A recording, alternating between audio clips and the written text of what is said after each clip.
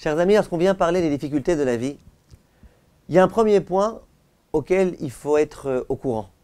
Ce premier point, c'est Chazal qui nous l'enseigne, c'est que Akadosh Baruch Hu n'éprouve une personne que selon la capacité de résistance de cette personne. Ça veut dire qu'une personne qui est capable de résister, Akadosh Baruch Hu, il pourra peut-être lui donner des difficultés un peu plus grandes.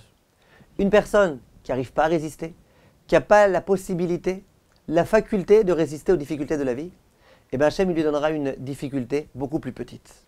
C'est-à-dire que les épreuves qu'Hachem envoie à l'homme, c'est nécessairement que Akadosh Baruch Hu, qui nous connaît, il sait qu'on a l'aptitude de pouvoir y résister, de pouvoir affronter l'épreuve, de pouvoir affronter la difficulté. C'est comme ça que ça fonctionne. Hachem jamais n'enverra une épreuve insurmontable. S'il y a une épreuve, c'est que l'homme a la capacité de pouvoir réussir à l'affronter. La capacité physique, la capacité mentale, la capacité morale, la capacité financière, toutes les difficultés, l'homme est capable de pouvoir les affronter. Et ça, c'est le béaba.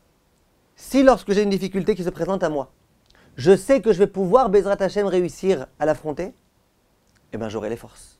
Si je pense que c'est peut-être une montagne gigantesque et insurmontable, que c'est beaucoup au-delà de mes capacités, j'ai aucune chance. Le Rav Ezra Atia, c'était le Rav du Rav Ovadia, le Rav du Rav Ben Zion Abba Shaul, eh bien, il disait cette chose-là de façon très belle. Il écrit dans la Gemara que lorsque Mishaël, Hanania et Azaria, on leur a demandé de se prosterner devant une idole, ils ont refusé. On les a menacés de les jeter dans une fournaise ardente, ils ont dit jetez-nous si vous voulez, il n'y a pas de problème. Et on les a jetés dans la fournaise ardente. Vient la Gemara et nous dit, vous savez, si jamais la menace n'avait pas été de les jeter dans une fournaise ardente, mais avait été de leur donner des coups innombrables, sans limite, eh bien, ils auraient succombé. Ils n'auraient pas accepté. Vient la Gemara et dit, vous croyez qu'ils sont tellement grands, Mishaël, Hanania et Azaria, ils ont même été prêts à ce qu'on les jette dans une fournaise ardente. Dans une fournaise ardente, ils ont été prêts. Mais si on leur avait donné des coups comme ça, sans cesse, jusqu'à ce qu'ils meurent, eh bien, au bout d'un moment, ils auraient succombé. Ils auraient abjuré, ils se seraient prosternés. Viennent Chazal dans la Gemara, et ils veulent prouver de là que lorsqu'une punition est limitée, c'est vrai qu'elle est difficile, très dure, d'être jeté dans une fournaise ardente, c'est très dur, mais c'est limité, c'est quelques secondes et puis voilà.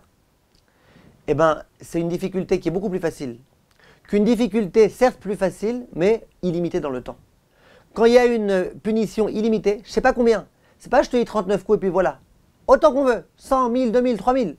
Bien que chaque coup, c'est beaucoup plus facile à supporter que d'être jeté dans une fournaise ardente, mais dès lors que c'est illimité, eh bien c'est très difficile. Donc Chachamim viennent et prouvent de là que les coups, quelquefois quand c'est illimité, c'est plus difficile que d'être jeté dans une fournaise ardente. Demande le Rav Ezra Atia, sur le plan de la halakha, on a compris, c'est plus grave, c'est moins grave, la Gemara là-bas elle s'occupe de ça. Sur le plan de la hashkafa, qu'est-ce que Chazal vient nous enseigner ici? Qu'est-ce qu'ils veulent nous dire?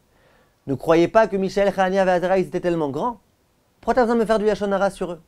Pourquoi tu as besoin de me dire que leur grandeur, elle était malgré tout limitée? Que leur niveau d'héroïsme, il aurait connu des limites? Ça sert à quoi? Vient le Rav Ezra Atia et dit, tu sais à quoi ça sert? Ça sert à m'enseigner une leçon. Pourquoi les persécuteurs, ils ont souhaité à jeter Mishaël, Hanania et Azaria dans une fournaise ardente? Pourquoi ils n'ont pas dit on va vous donner des coups? Tu sais pourquoi?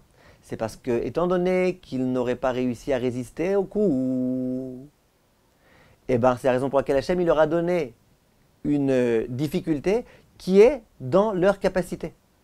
Ça veut dire que la Gemara, elle te dit, si jamais on leur avait donné des coups, ils n'auraient pas résisté. C'est pour ça que ce n'est pas des coups qui leur ont été donnés, mais on a dit qu'on allait les jeter dans la fournaise ardente. C'est-à-dire que c'est justement ce que la Gemara veut m'enseigner. Pas qu'ils n'étaient pas de tzadikim, ils étaient très grands de tzadikim. Simplement, pourquoi Hachem a essayé de leur donner cette peine-là et pas cette peine-là? Parce que cette peine-là, ils n'auraient pas réussi à l'affronter. Or, Hachem n'éprouve la personne que selon ses capacités. Si on est au courant de ça déjà, on est capable de pouvoir réussir à relever les défis qu'on a face à nous. Si je pense que c'est perdu d'avance, eh ben, j'arriverai pas. Si j'ai la présomption, la conviction que j'arriverai, Bezrat Hachem, à vaincre, parce que j'ai les capacités, que je crois en ce que Chazal nous ont enseigné, que lorsqu'il y a une difficulté, c'est que l'homme a la capacité de l'affronter, déjà, ce sera beaucoup plus facile. On continue la prochaine fois, Bezrat Hachem. Merci de votre attention.